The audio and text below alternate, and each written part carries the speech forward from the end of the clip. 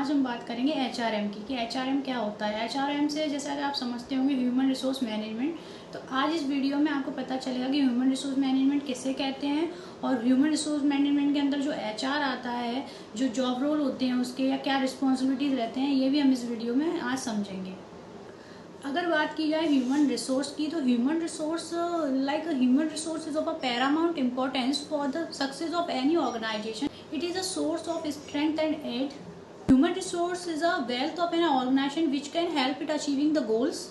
Human resource management is concerned with the human beings in an organization. Human resource is like any other natural resources.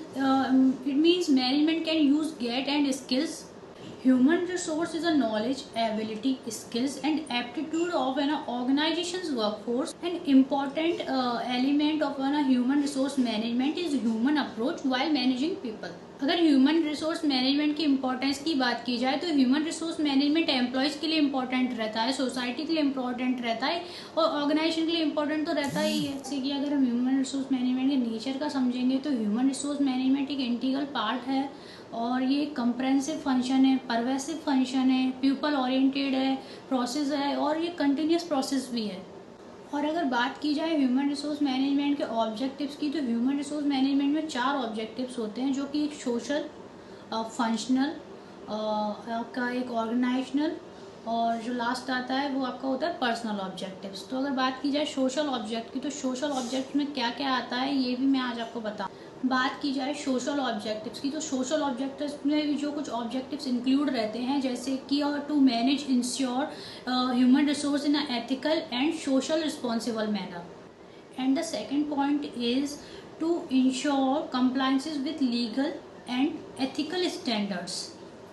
और बात आती है functional objectives की, तो functional objectives में क्या होता है कि जो ह्यूमन रिसोर्स मैनेजमेंट है उसका जो एम रहता है वो ऑर्गेनाइजेशनल के लिए एक वेल ट्रेंड और मोटिवेटेड एम्प्लॉयज़ प्रोवाइड कराना रहता है। अगर बात की जाए ऑर्गेनाइजेशनल ऑब्जेक्टिव्स की, तो ऑर्गेनाइजेशनल ऑब्जेक्टिव में हम ये समझेंगे कि जो एक एचआर डिपार्टमेंट होता है, तो जो एचआर डिपार्टमेंट होता है वो भी ऑर्गेनाइजेशन के और भी जिस तरह के डिपार्टमेंट्स होते हैं उसी तरह उसका भी फोकस यही रहता है कि जो ऑर्गेनाइजेशन के गोल्स हैं उन पे फोकस किया जाए उन्हें अचीव करने के लिए। अगर एचआर डिपार्टमेंट ये वर्क नहीं कर पाता है सही से, तो वो एक लॉन्ग रन में एग्जिट नहीं कर पाएगा। बात आती है फंक्शनल ऑब्जेक्टिव्स की, जो थर्ड वन ऑब्जेक्टिव है हमारा फंक्शनल ऑब्जेक्टिव्स। तो फंक्शनल ऑब्जेक्टिव्स में जो एचआरएम होता है, लाइक ह्यूमन रिसोर्स मैनेजमेंट, उसका यही वर्क रहता है कि ऑर्गेनाइजेशन के लिए एक वेल ट्रेंड और वेल मोटिवेटेड एम्प्लॉयज़ प्रोवाइड कर सकता है। लास्ट वन ऑब्जेक्टिव्स है हमारे पर्सनल ऑब्जेक्टिव्स। तो पर्सनल ऑब्जेक्टिव्स में कुछ पॉइंट्स इस तरह आए कि जो कि पर्सनल ऑब्जेक्टिव्स रहता है उसमें जो ह्यूमन रिसोर्स मैनेजमेंट का एम रहता है एचआर पॉलिसीज़ को सभी एम्प्लॉयज़ के साथ डिस्कस करना। पर्सनल ऑब्जेक्टिव्स कहता है कि human resource management also meet the self actualisation needs of the employ.